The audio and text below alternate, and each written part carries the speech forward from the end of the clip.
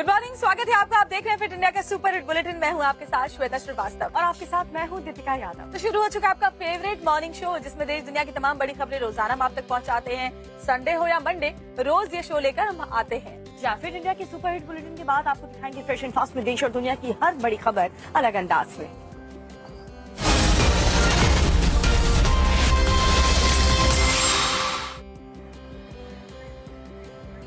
और शुरुआत हम बड़ी खबर के साथ करने वाले हैं, जो कि मध्य प्रदेश के रतलाम से मिल रही है, जहां पर गणेश स्थापना यात्रा पर पथराव का आरोप लगा है। बताया जा रहा है जब गणेश चतुर्थी के मौके पर ये शोभा यात्रा निकाली जा रही थी, उसी समय ये पथराव किया गया।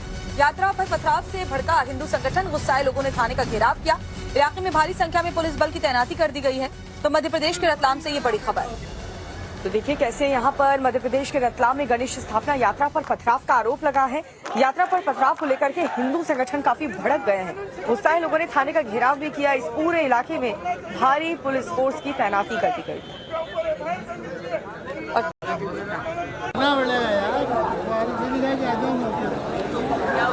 देखो एक आदमी दिख रहा है तो बिल्कुल मोबाइलिंग कर रहा है वहाँ पे खड़ा होकर।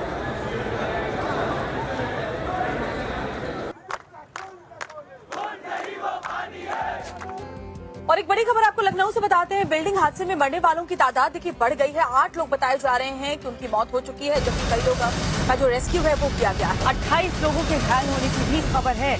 एनडीआरएफ एसडीआरएफ का रेस्क्यू ऑपरेशन अभी भी जारी है। प्रशासन के आला अधिकारी मौके पर मौजूद है। सीएम योगी आदित्यनाथ के आदेश पर रेस्क्यू ऑपरेशन में तेजी दिखाई जा रही है। तो बड़ी खबर आपको बता रहे हैं, एनडीआरएफ एसडीआरएफ की टीम लगातार रेस्क्यू ऑपरेशन में लगी हुई है। लखनऊ में ये बिल्डिंग हादसा हुआ था और मरने वालों की संख्या में लगातार इजाफा हो रहा है। अब बताया जा रहा है कि 8 लोगों के शव मिल चुके हैं, जबकि अभी भी कई लोग हो सकता है मलबे में दबे हों। 28 लोग घायल हो चुके हैं। प्रशासनिक अमला इस वक्त मौके पर मौजूद है। सीएम योगी ने भी हादसे पर दुख जाहिर किया है।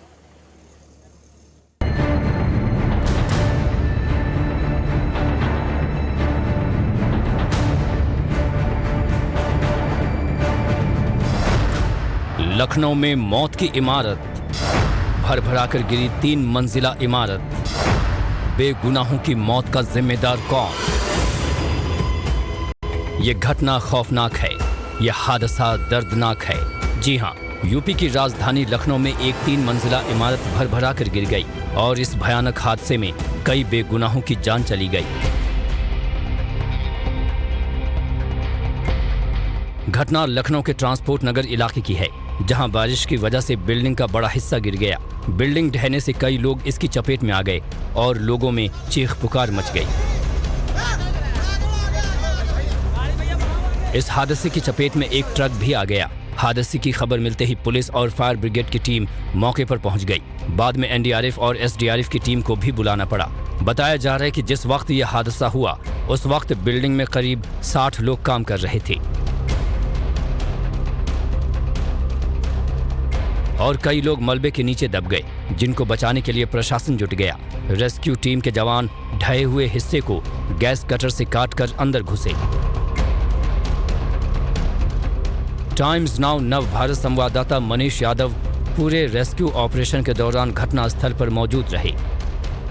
ट्रांसपोर्ट नगर में गिरी इमारत में अभी ऑपरेशन चल रहा है, लगातार ऑपरेशन जारी है। प्रशासनिक अधिकारी मौके पर मौजूद हैं। एडीजी एलओ अमिताभ एसपी मौके पर मौजूद हैं। इसके अलावा जो कमिश्नर हैं वो भी मौके पर मौजूद है। एसडीआरएफ एनडीआरएफ की टीम लगी हुई है। सामने देखिए ड्रिलिंग की जा रही है, क्योंकि यहाँ पर संभावना इस बात की है कि यहाँ पर कोई फंसा हो सकता है। सीएम योगी आदित्यनाथ ने खुद हादसे को संज्ञान में लिया, जिसके बाद उन्होंने जिला प्रशासन के अधिकारियों, एसडीआरएफ और एनडीआरएफ की टीमों को राहत कार्य में तेजी लाने के निर्देश दिए हैं। साथ ही घायलों को उचित उपचार के निर्देश दिए हैं। सीएम घायलों के शीघ्र स्वस्थ होने की भी कामना की है।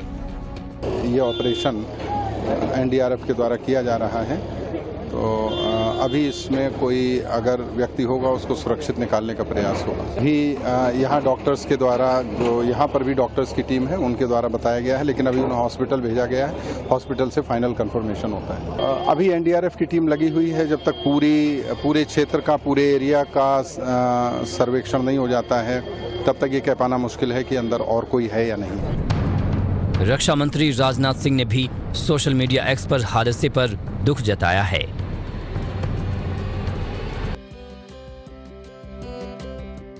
बड़ी खबर आपको बताने जा रहे हैं, जहां पर संजौली मस्जिद मामले को लेकर की बड़ी जानकारी। हिमाचल में अवैध मस्जिद से जुड़ी बड़ी खबर बता दें आपको, जहां पर सुक्खू सरकार को हिंदू संगठन का अल्टीमेटम मिल चुका है। तो दरअसल संजौली में मस्जिद के अवैध निर्माण को लेकर लगातार प्रदर्शन हो रहे हैं। हिंदू समुदाय के लोग सड़कों पर उतर रहे हैं। 11 सितंबर को सुबह 11 बजे हिंदू संगठन एक बार फिर से बड़ा प्रदर्शन करने वाले हैं।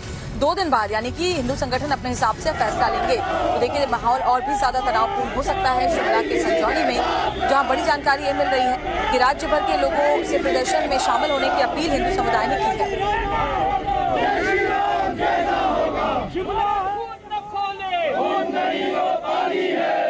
हिंदू का खून न खोले, खून नहीं वो पानी है, हिंदू एकता जिंदाबाद। 2015 से 18 के बीच में उन्होंने कंस्ट्रक्शन कर दी और जो 3 फ्लोर प्लस एटिक है वो उन्होंने उसका निर्माण कर दिया।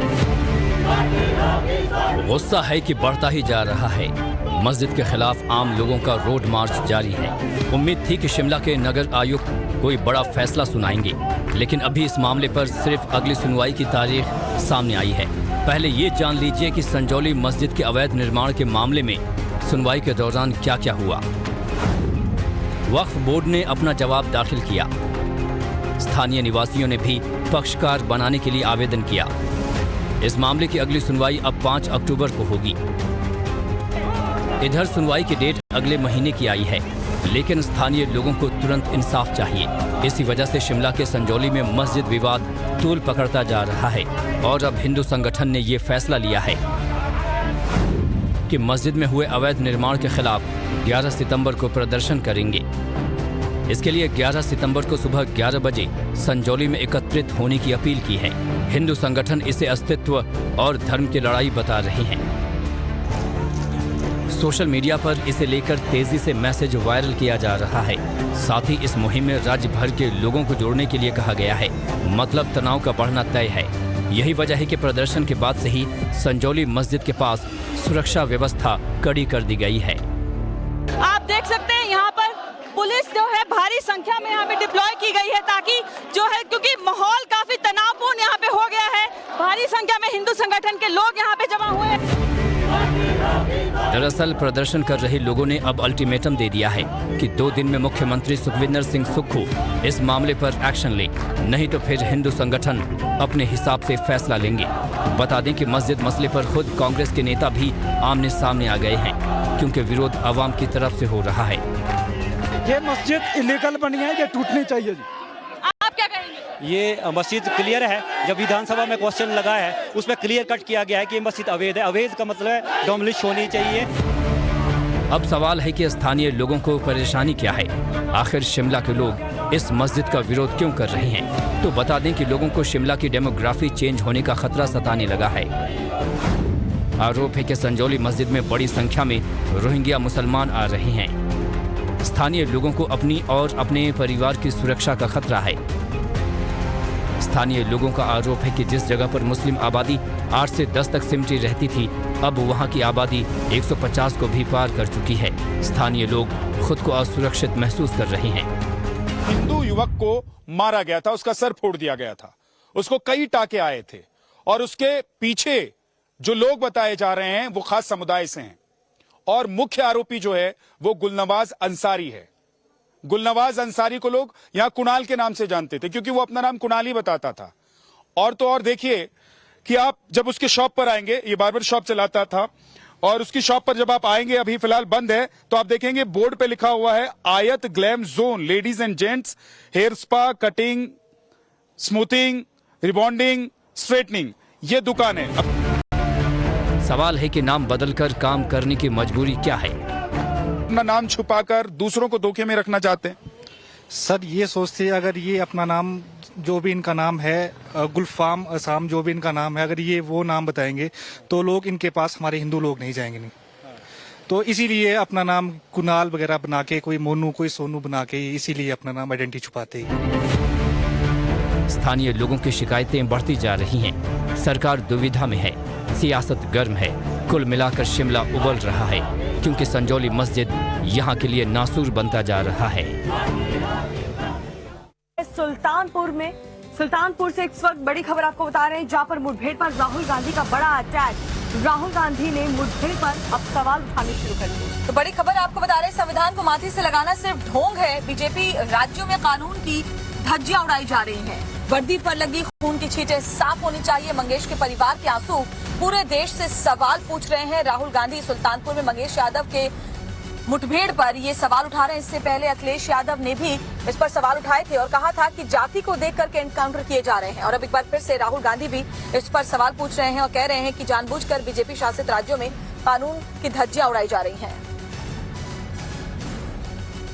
तो ये बड़ी खबर सुल्तानपुर से जो मुठभेड़ हुई है उसको लेकर के राहुल गांधी का ये बड़ा बयान, संविधान को माथे से लगाना सिर्फ और सिर्फ ढोंग है बीजेपी का।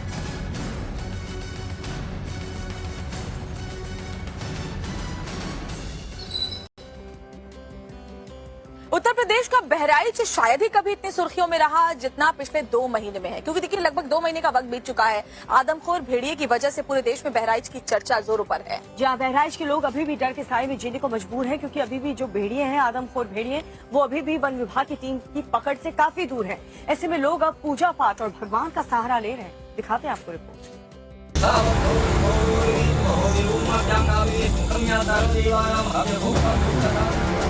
आदमखोर भेड़िए रडार से बाहर, सिस्टम से टूटती आस, अब विधाता पर विश्वास। जब सिस्टम फेल हो जाता है, तमाम टेक्नोलॉजी और साइंस भी काम नहीं करता है, तो फिर इंसान ईश्वर को याद करता है। जी हाँ, बहराइच में आदमखोर भेड़ियों का रहस्य गहराता जा रहा है। हे भगवान, हमारी मदद करो। आदमखोर भेड़ियों से हमारे बच्चों, बुजुर्गों, परिवार और इलाकों को बचाओ। खूंखार भेड़ियों के आतंक से हम सभी को मुक्ति दो।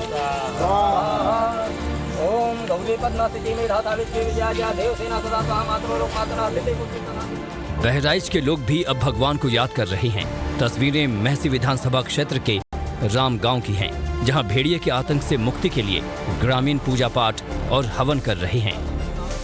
भेड़िए लगातार लोगों को निशाना बना रहे हैं, तो वहीं वन विभाग और पुलिस की टीम भेड़िए को पकड़ने में नाकाम साबित हो रही है।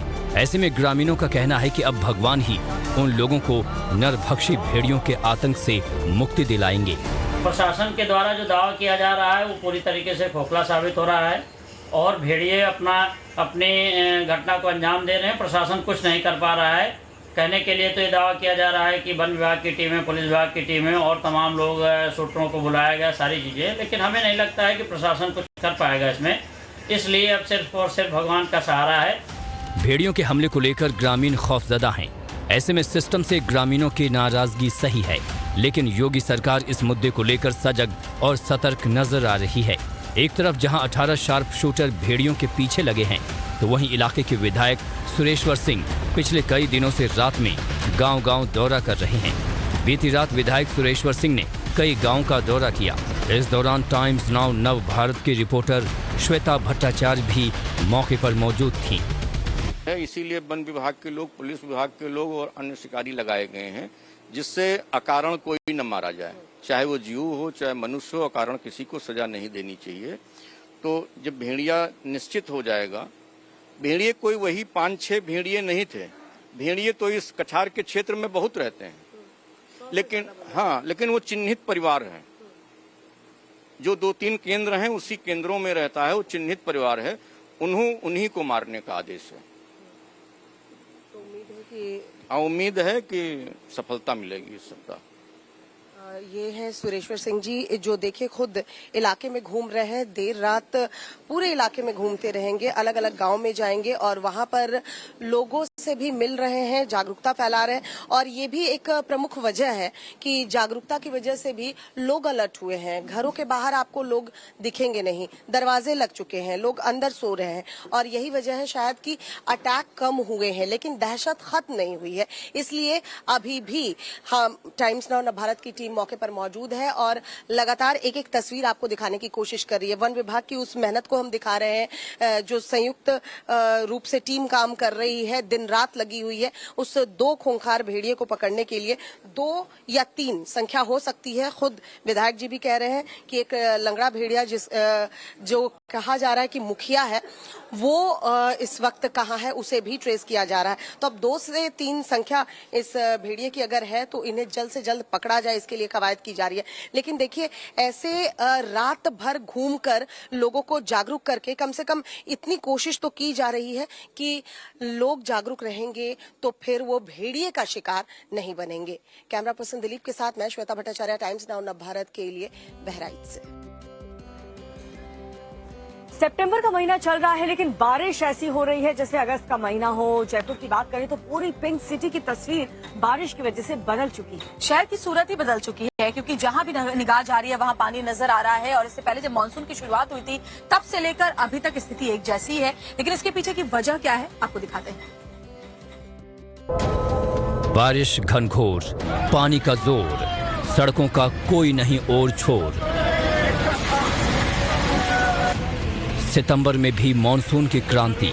अचानक से इतनी बारिश हुई कि सड़कों पर सैलाब आ गया और सब कुछ डूबने लगा। कुदरत के कयामत की ये तस्वीरें पिंक सिटी जयपुर की हैं। इस तस्वीर को देखिए, पुल के ऊपर से पानी बह रहा है और ड्राइवर पैसेंजर्स की जान जोखिम में डालकर पुल को पार कर रहा है। थोड़ी सी चूक होने पर बड़ा हादसा हो सकता था। दिल्ली से लेकर राजस्थान तक और उत्तराखंड से लेकर हिमाचल तक बारिश का सिलसिला जारी है, लेकिन सितंबर में इतनी बारिश हुई कि इसको लेकर मौसम वैज्ञानिक भी आश्चर्यचकित हैं। भारी बारिश से जयपुर की गलियां लबालब हो गईं। इतनी ज्यादा बारिश हुई कि सड़कें दरिया बन गईं। कई इलाकों में घरों और दुकानों में पानी घुस गया, तो वहीं जल भराव की वजह से पूरे शहर में जगह जगह जाम लग गया और लोग घंटों तक जाम में फंसे रहे। एक तो मूसलाधार बारिश और ऊपर से नगर निगम की लापरवाही के चलते राजस्थान की राजधानी एक बार फिर डूबने लगी और जल भराव की वजह से आम लोग परेशान नजर आए।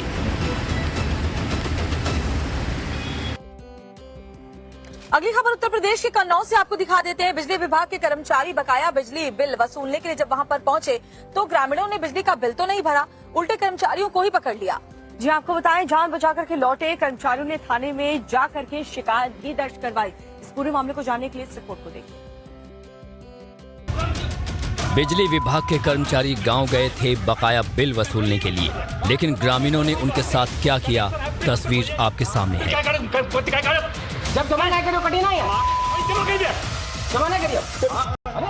जैसे ही कर्मचारियों ने बिल थमाया, कई ग्रामीण आग बबूला हो गए और बिजली विभाग के कर्मचारियों पर हमला बोल दिया।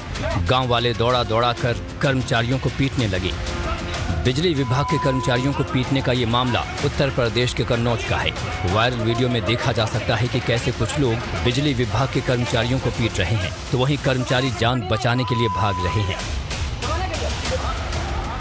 वायरल वीडियो कन्नौज जिले के मक्का पूर्वा गांव का है।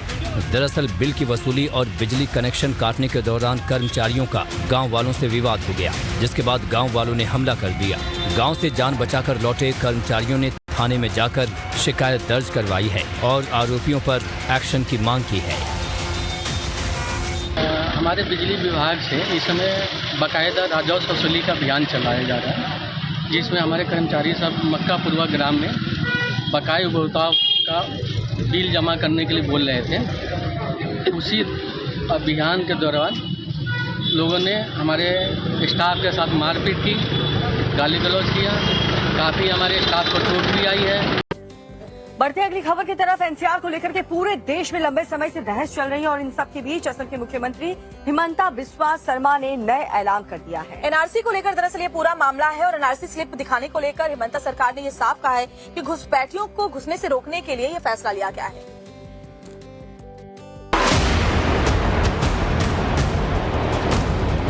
दशकों से अवैध घुसपैठ झेल रहा है असम। अब पड़ोसी मुल्क बांग्लादेश में तख्ता पलट। कुल मिलाकर असम सीमा की सुरक्षा और असम के लोगों के हितों को सुरक्षित रखना बेहद अहम हो गया है। यही वजह है कि सीएम हिमंता बिस्वा शर्मा ने आधार कार्ड को लेकर बड़ा ऐलान किया है। मुख्यमंत्री हिमंता बिस्वा शर्मा का बड़ा ऐलान। असम में आधार कार्ड बनवाना अब नहीं होगा आसान। सरकार ने लागू कर दिए काफी सख्त नियम। अब सवाल है कि आखिर असम में आधार कार्ड बनेगा कैसे, तो ये जान लीजिए कि असम में अब आधार कार्ड बनवाने के लिए सभी नए आवेदकों को अपनी एनआरसी आवेदन की रसीद संख्या जमा करनी होगी। सीएम हिमंता ने कहा कि आधार कार्ड के लिए आवेदनों की संख्या जनसंख्या से अधिक हो गई है। ये दिखाता है कि प्रदेश में संदिग्ध नागरिक हैं और हमने निर्णय लिया है कि नए आवेदकों को अपनी एनआरसी आवेदन रसीद संख्या जमा करनी होगी। अब सवाल है कि इससे फायदा क्या होगा। तो सीएम हेमंता के मुताबिक अवैध विदेशियों की घुसपैठ रुकेगी। आधार कार्ड जारी करने में राज्य सरकार बहुत सख्ती बरतेगी। यकीनन हेमंता सरकार ने ये फैसला सख्ती बरतने के लिए ही लिया है। हालांकि इस नियम से कुछ लोगों को छूट भी मिलेगी। वो लोग कौन होंगे, आप खुद सुन लीजिए। एनआरसी आवेदन रसीद का नियम 9,55,000 लोगों पर लागू नहीं होगा, जिनके बायोमेट्रिक्स एनआरसी प्रक्रिया के दौरान लॉक कर दिए गए थे और उन्हें जल्द ही उनके कार्ड मिल जाएंगे। हेमंता ने कहा कि उनकी सरकार अवैध विदेशियों की पहचान की प्रक्रिया तेज करेगी, क्योंकि पिछले 2 महीनों में कई बांग्लादेशियों को पकड़ा गया है और उन्हें पड़ोसी देशों के अधिकारियों को सौंपा गया है।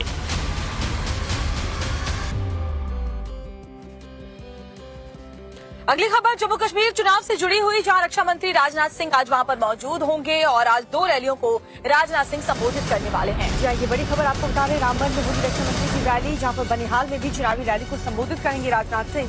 दरअसल पहले फेज की वोटिंग में अब महज 10 दिन बचे हैं। ऐसे में जम्मू कश्मीर का सियासी तापमान बढ़ने लगा है। गृह मंत्री अमित शाह ने सुरक्षा को मुद्दा बनाया है। वहीं एनसी और कांग्रेस दोनों साजिश की बात बता रहे हैं। और बड़ी खबर, तमाम सियासी दलों ने, फिर चाहे वो क्षेत्रीय दल हो जम्मू कश्मीर के या फिर नेशनल पार्टी, सभी ने दमखम पूरा झोंक रखा है जम्मू कश्मीर में चुनाव को लेकर। आज रक्षा मंत्री राजनाथ सिंह वहां पर मौजूद रहने वाले हैं।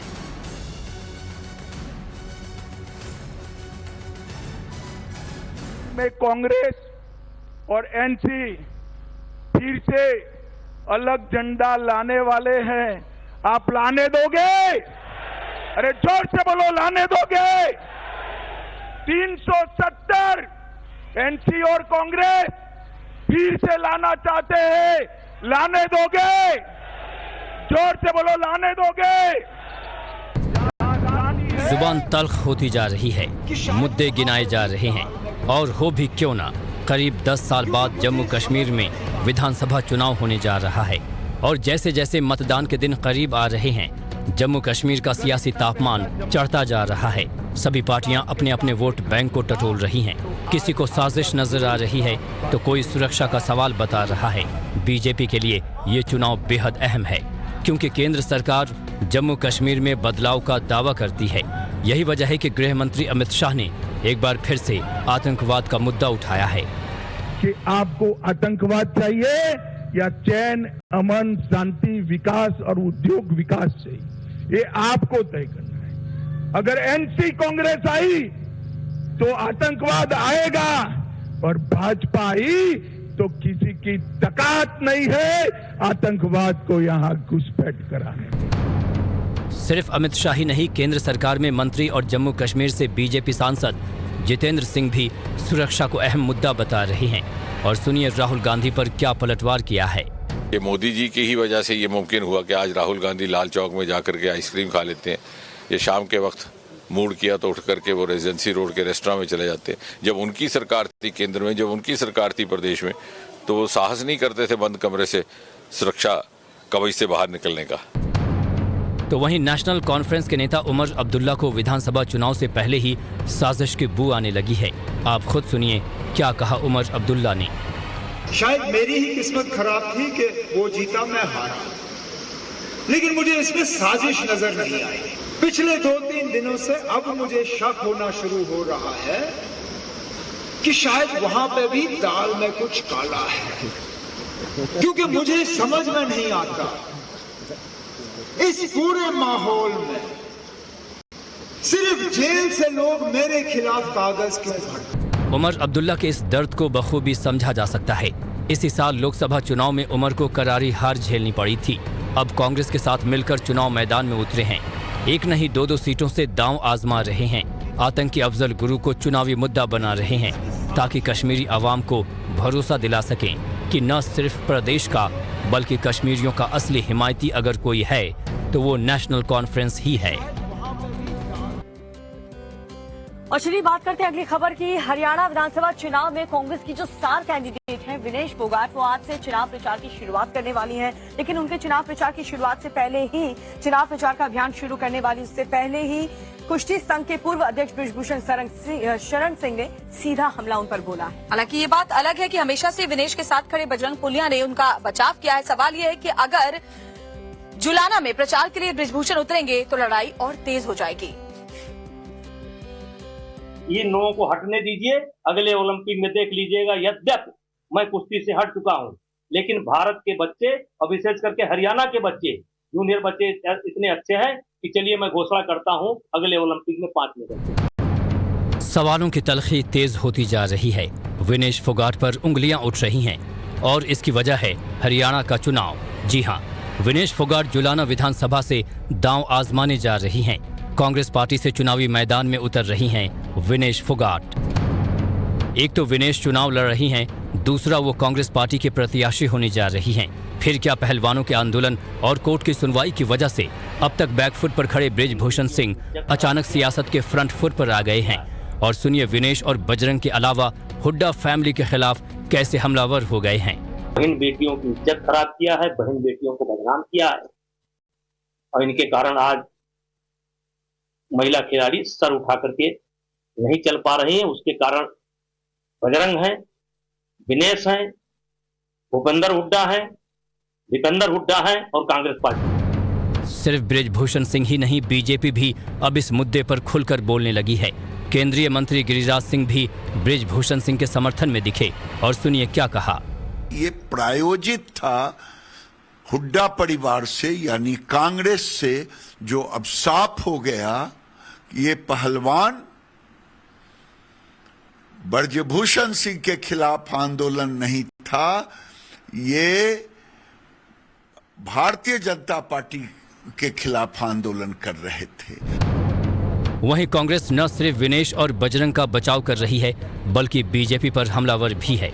कांग्रेस नेता पवन खेड़ा ने बृजभूषण सिंह के बयान पर पूरे बीजेपी को लपेट लिया। ये आज की बात नहीं है। आज़ादी के आंदोलन में भी कांग्रेस अंग्रेजों के खिलाफ खड़ी थी, अंग्रेजों के साथ खड़े थे। तो जो गलत करता है भाजपा उसके साथ होती है और वो भाजपा के साथ होता है। जिसके साथ गलत होता है कांग्रेस उसके साथ लड़ती है, उसकी आवाज उठाती है, आगे भी उठाएगी और वो भी कांग्रेस को इसीलिए पसंद करते हैं। 6 खिलाड़ियों ने एफआईआर कराई थी, पुलिस कंप्लेन कराई थी। आपने देखा उस एफआईआर में क्या क्या धाराएं लगी हुई हैं बृजभूषण शरण सिंह के खिलाफ। हरियाणा का चुनाव बीजेपी और कांग्रेस दोनों के लिए बेहद अहम है। बीजेपी को सत्ता बचानी है तो वहीं कांग्रेस को 10 साल के बाद हरियाणा की राजनीति में वापस करनी है। इसके लिए पहलवान विवाद में शामिल रहे खिलाड़ियों को कांग्रेस नेता बना रही है तो दूसरी तरफ आपसे गठबंधन की चर्चा भी कर रही है। वहीं आपने सहयोगियों को सीटों के लिए न सिर्फ चेतावनी दी है बल्कि अपने अपने दम पर चुनाव लड़ने के लिए धमका भी रही है।